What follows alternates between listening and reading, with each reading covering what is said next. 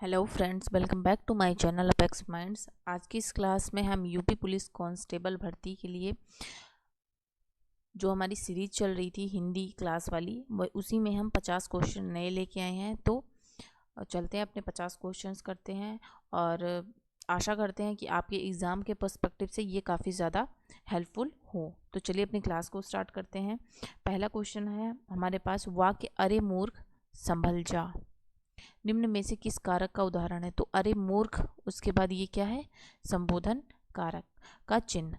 तो यहाँ पे कौन सा कारक होगा हमारा, यहाँ पे होगा हमारा संबोधन कारक। कौन सा होगा, संबोधन कारक। नेक्स्ट हमारे पास, दिए गए शब्द युग्म के सही शब्द भेद का चयन कीजिए। तो शुद्धि का क्या मतलब होता है, शुद्धि का मतलब होता है होश, ठीक है। और शुद्धि का क्या मतलब होता है, शुद्धि का मतलब होता है समझदार। तो कौन सा ऑप्शन हमारे पास है, स्मरण और समझदार, यही हमारा करेक्ट आंसर बनेगा। नेक्स्ट क्वेश्चन हमारा है, निम्नलिखित में से कपट का पर्यायवाची क्या है। तो मह नहीं है, त्रास भी नहीं है, तनया भी नहीं है, दम्भ जो है ये हमारा है कपट का पर्यायवाची। इसके और अगर हम पर्यायवाची देखें दम्भ के पर्यायवाची तो क्या होंगे, ठगी, पहला हो गया ठगी, ठीक है, ठगी हो गया। उसके बाद क्या है, धोखा, ये भी हो गया। नेक्स्ट क्वेश्चन है हमारे पास, हरी घास पर छड़ भर, ये किसकी कृति है। तो हरी घास पर छड़ भर, ये जो कृति है ये है हमारी अज्ञेय जी की। किसकी कृति है ये, अज्ञेय जी की। नेक्स्ट है हमारे पास, निम्न में से शुद्ध वाक्य का चयन करें। पहला है, आतंकवादियों को रिहा करना मूर्खता होगी। नेक्स्ट है, आतंकियों को रिहा करना मूर्खता होगी। आतंकियों को रिहा करना मूर्खता होगा नहीं, आतंकवादियों को रिहा करना मूर्खता होगा, ये भी गलत है। तो सबसे सुटेबल जो आंसर बन रहा वो क्या है, आतंकवादियों को रिहा करना मूर्खता होगी। नेक्स्ट है हमारे पास, निम्न में से स्पर्श संघर्षी महाप्राण व्यंजन है। महाप्राण व्यंजन है कौन से, श, ये है हमारा महाप्राण व्यंजन।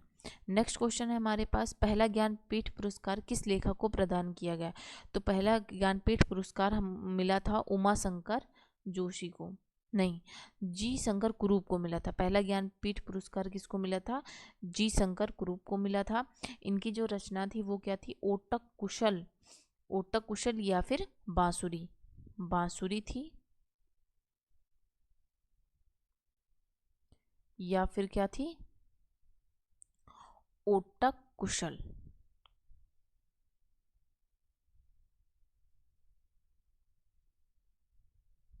ओटक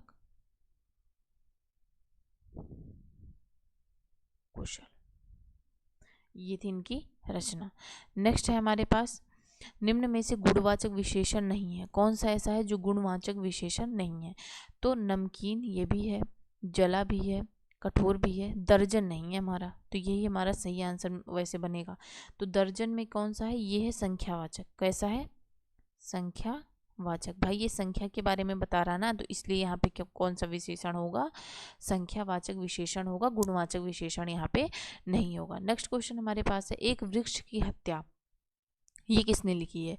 तो एक वृक्ष की हत्या, इसके रचनाकार है कुंवर नारायण। नेक्स्ट क्वेश्चन हमारे पास है, भीष्म साहनी की निम्न में से कौन सी रचना है। तो भीष्म साहनी की हमारे पास रचना है चीफ की दावत, ये है भीष्म साहनी की। और नदी के दीप, ये किसकी है, अज्ञेय जी की, ठीक है, ये है अज्ञेय जी की। उसके बाद है शरणार्थी, शरणार्थी किसकी है, राजगिल की। और उसके बाद क्या है, परख, परख किसकी है, परख है जैनेन्द्र कुमार की, परख किसकी है, जैनेन्द्र की, ये है इनकी। नेक्स्ट क्वेश्चन हमारे पास है, कौन से विकल्प में विधि के अनेकार्थी शब्द बताए गए हैं। तो विधि मतलब एक कानून भी होता है और विधि का मतलब होता है ईश्वर। तो ये हमारा करेक्ट आंसर बनेगा। नेक्स्ट हमारे पास, भाषा विज्ञान की दृष्टि से आ किस प्रकार का स्वर है। तो आ किस प्रकार का स्वर, पश विवृत, आ है पश विवृत, ठीक है। नेक्स्ट हमारे पास है ढिढोरा पीटना, यानी होता नहीं कि सब जगह ढिढोरा पीट गया, मतलब वो बात सब जगह फैल गई, यानी कि प्रचार करना जो होगा यही हमारा करेक्ट आंसर बनेगा। नेक्स्ट क्वेश्चन हमारे पास है निम्नलिखित वाक्यों में उनके प्रथम तथा अंतिम अंश संख्या 1 और 6 के अंतर्गत दिए गए हैं। बीच वाले 4 अंश यारा ला वा के अंतर्गत बिना क्रम के हैं। चारों अंशों को उचित क्रमानुसार व्यवस्थित कर सही विकल्प चुने। तो पहला है मजदूरों की बस्तियों में, मजदूरों की बस्तियों में क्या करना चाहिए? तो मजदूरों की बस्तियों में सबसे पहले क्या होना चाहिए?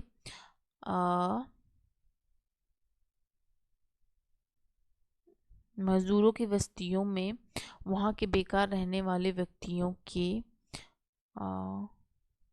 मजदूरों की बस्तियों में वहाँ के बेकार रहने वाले व्यक्तियों की अपेक्षाकृत अनजान होने से और कार्यकलापों के ना होने से तथा मनोरंजन, शिक्षा आदि सुविधाओं के बिगड़ने की संभावना होती। मजदूरों की बस्तियों में व्यक्तियों के अपेक्षाकृत अनजान होने से, पहला वाला ही देखते हैं। फिर उसके बाद क्या है? तथा मनोरंजन, शिक्षा आदि की सुविधाओं और कल्याणकारी कार्यकलापों के ना होने से, या क्या है? वहाँ के बेकार रहने वाले व्यक्तियों के बिगड़ने की संभावना रहती है। ऑप्शन नंबर फर्स्ट जो है यही हमारा करेक्ट आंसर बनेगा। नेक्स्ट क्वेश्चन है हमारे पास, निम्न में से शुद्ध वाक्य का चयन कीजिए। सीमा को 5 बहनें हैं, गलत। सीमा बहनें हैं 5, गलत। सीमा की 5 बहनें हैं, यही होगा सही आंसर। नेक्स्ट हमारे पास है दिए गए प्रश्न में वाक्य के पहले और अंतिम भाग को क्रमशः 1 और 6 की संख्या दी गई है। इनके बीच में आने वाले अंशों को 4 भागों में बांटकर ABCD की संख्या दी गई है। इन विभाजित भागों को ध्यानपूर्वक पढ़कर दिए गए विकल्पों में से उचित क्रम का चुनाव कीजिए। एक सपना क्या नहीं हो सकता? दृढ़ संकल्प और, या डी जादू से हकीकत, बी नहीं बन सकता, एक सपना नहीं बन सकता, और ए दृढ़ संकल्प और। तो एक सपना जो है जादू से हकीकत नहीं बन सकता, जादू से हकीकत नहीं बन सकता। इसमें पसीना और दृढ़ संकल्प और मेहनत लगती है। तो ऑप्शन नंबर सेकंड हमारा करेक्ट आंसर बनेगा। नेक्स्ट है पुत्र शोक का समास विग्रह क्या होगा? यहाँ पर ऑप्शन नंबर 3 जो है यही हमारा करेक्ट ऑप्शन आंसर बनेगा। तो इसमें क्या है? तत्पुरुष समास है। पहली बात इसमें है तत्पुरुष समास, ठीक है। तत्पुरुष समास किसे कहते हैं? जहाँ पे हमारा उत्तर पद प्रधान हो और पूर्व पद क्या हो? गौड़। उत्तर पद जो है, उत्तर पद ये क्या हो? प्रधान हो, और पूर्व पद क्या हो? गौड़ हो।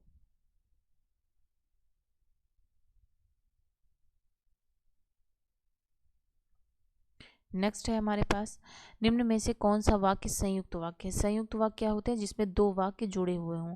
तो ऑप्शन नंबर सेकंड देखने से ही हमें लग रहा है कि ऑप्शन नंबर सेकंड होगा। यहाँ पे न उससे उन्हें न नींद आती थी न भूख प्यास लगती थी, तो न शब्द से जुड़ा हुआ है।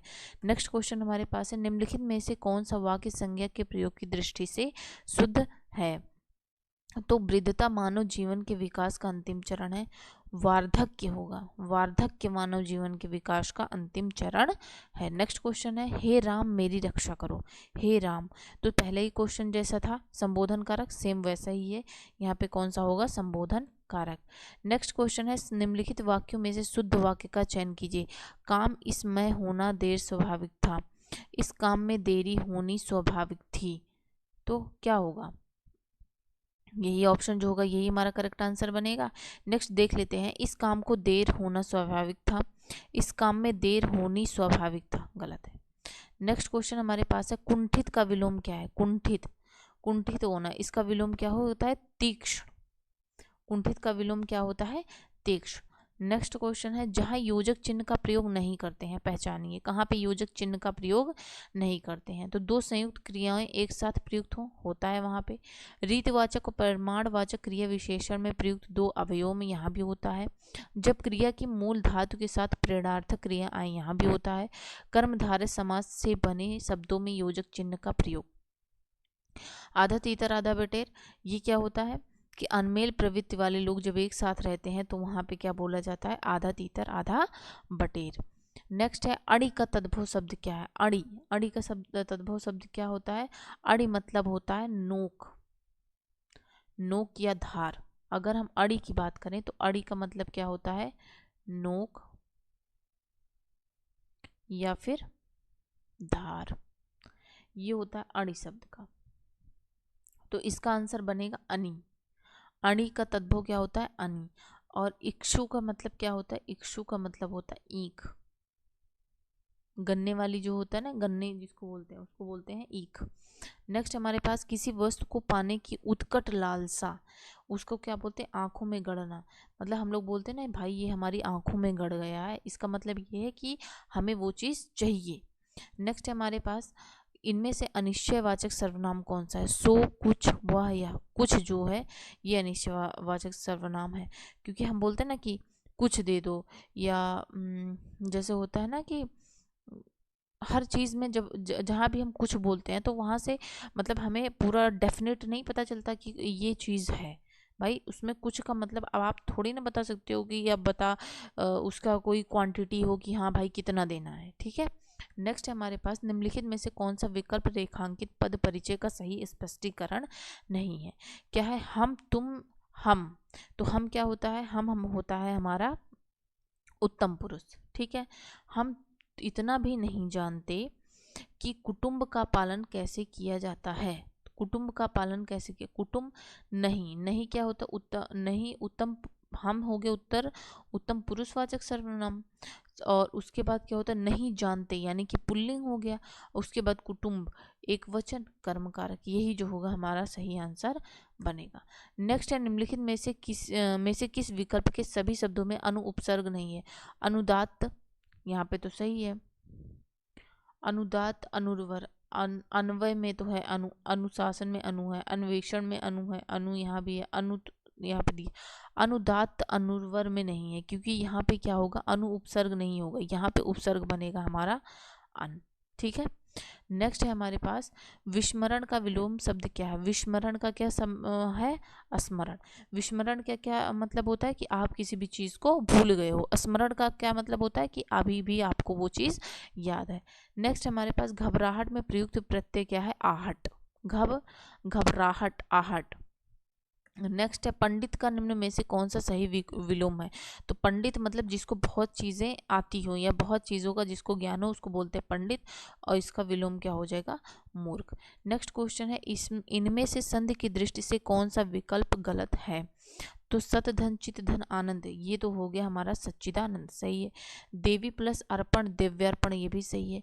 भू प्लस ऊर्ध्व, भूर्ध्व, ये गलत है, ठीक है।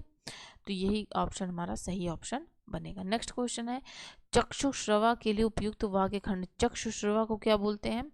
चक्षुश्रवा को बोलते हैं चक्षु से जो श्रवण कार्य करता है उसको बोलते हैं चक्षु से, आंखों से जो सुनने का कार्य करता है उसको क्या बोलते हैं? चक्षुश्रवा।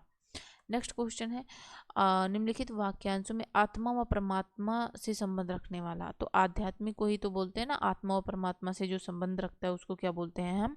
आध्यात्मिक इंसान। नेक्स्ट क्वेश्चन है नरेंद्र का संधि विच्छेद, नरधन इंद्र, ये हो जाएगा हमारा नरेंद्र का संधि विच्छेद, ठीक है। जैसे महेश का करते हैं आप, उसी तरीके से क्या है? नरेंद्र का भी संधि विच्छेद बनेगा। नेक्स्ट क्वेश्चन है बहुवचन है, बहुवचन क्या है? प्राण, प्राण जो है ये हमारा शायद बहुवचन बनेगा। बहुवचन क्या है? प्राण, प्राण जो है ये हमारा बहुवचन बनेगा। बाकी पृथ्वी, ईश्वर, प्रजा, ये सब हमारे एक वचन है। नेक्स्ट है निम्नलिखित में द्विगु समास किसे कहते हैं? द्विगु समास किसे कहते हैं? जिसका प्रथम पद जो होता है वो क्या होता है? संख्यावाचक, संख्यावाचक होता है, उसको हम क्या बोलते हैं?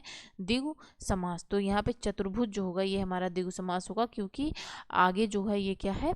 संख्यावाचक बन रहा है। नेक्स्ट है निम्नलिखित में से पुल्लिंग शब्द छांटिए। तो पुल्लिंग शब्द कौन सी है? यहाँ पे पुल्लिंग शब्द अगर हम देखेंगे तो गौरव, गौरव है हमारा पुल्लिंग शब्द। बाकी गठरी, बगावत, ऋतु, ये सब पुल्लिंग शब्द नहीं है। नेक्स्ट क्वेश्चन है हमारा अब पैसेज आ गया पूरा, पैसेज पढ़ते हैं। नीचे दिए गए गद्यांश के आधार पर निम्नलिखित प्रश्नों के उत्तर दें। पहला है, चंद्रयान-3 भारतीय अंतरिक्ष अनुसंधान संगठन इसरो द्वारा विकसित एक अंतरिक्ष यान है जिसे चंद्रमा की सतह के अन्वेषण के लिए उड़ान भरने के लिए तैयार किया गया है। चंद्रयान-3 चंद्रयान-2 के अनुसरण में भारत द्वारा चंद्र अन्वेषण का तीसरा मिशन है।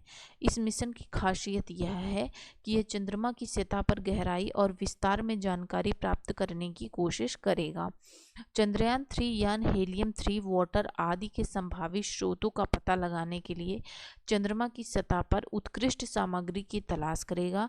चंद्रयान-3 के शोधन उद्देश्यों में चंद्रमा की सतह के नए क्षेत्रों का अन्वेषण, चंद्रमा की उत्पत्ति और उसके भूतकाल का अध्ययन भी शामिल है। इस मिशन के द्वारा भारत उन चंद्र अन्वेषण कार्यक्रमों में अपनी उपस्थिति को मजबूत करेगा जिनमें अमेरिका, रूस और चीन शामिल हैं। ये मिशन भारतीय अंतरिक्ष कार्यक्रम के लिए महत्वपूर्ण है क्योंकि ये अंतरिक्ष में भारत की तकनीकी क्षमता को मान्यता देगा और अंतर्राष्ट्रीय अंतरिक्ष समुदाय में इसकी मान्यता बढ़ाएगा। चंद्रयान-3 नवाचार, अध्ययन और कार्यान्वित करने की ऊर्जा से भरपूर है और ये भारतीय अंतरिक्ष कार्यक्रम के लिए नया आयाम खोलता है। तो पहला क्वेश्चन क्या है, चंद्रयान-3 मिशन से भारत की क्या क्षमता मान्यता प्राप्त करेगी। ठीक है, तो क्या करेगी, तकनीकी क्षमता प्राप्त करेगी। नेक्स्ट क्वेश्चन हमारे पास है, चंद्रयान-3 के विषय में कौन सा कथन सत्य नहीं है। पढ़ते हैं, देखते हैं। यह national aeronautics and space administration का मिशन है।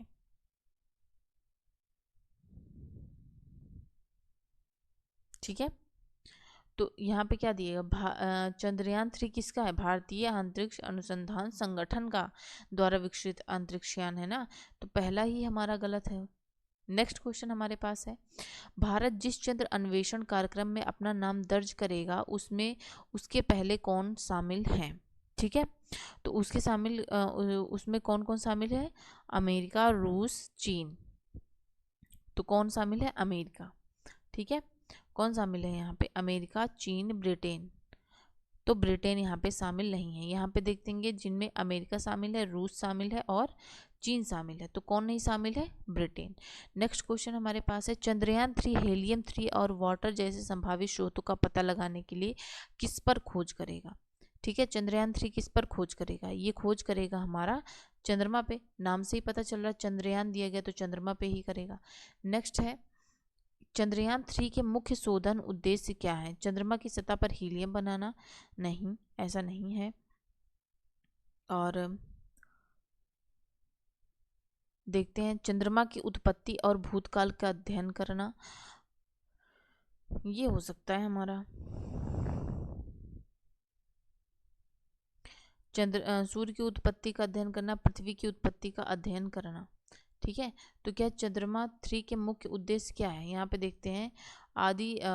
चंद्रमा-3 यान हीलियम-3, वाटर आदि के संभावित स्रोतों का पता लगाने के लिए चंद्रमा की सतह पर उत्कृष्ट सामग्री की तलाश करेगा। यानी कि चंद्रमा की, यही तो हो ना, चंद्रमा की उत्पत्ति और भूतकाल का अध्ययन करेगा। नेक्स्ट है हमारे पास, निम्नलिखित में से एक शुद्ध वाक्य तुल्य बहुब्रीहि समास कौन सा है।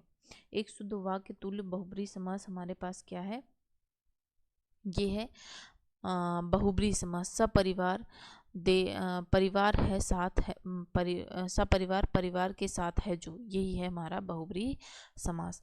नेक्स्ट क्वेश्चन हमारे पास क्या है, आदर्श शब्द का पर्यायवाची क्या है। आदर्श शब्द का पर्यायवाची क्या होता है, माना हुआ, जो पहले से ही मान लिया गया हो उसको बोलते हैं आदर्श। या इसका और हम पर्यायवाची बोलें तो प्रतिमान, प्रतिमान भी इसका पर्यायवाची बनेगा, या फिर प्रतिरूप बोल सकते हैं, प्रतिरूप भी इसका पर्यायवाची बनेगा।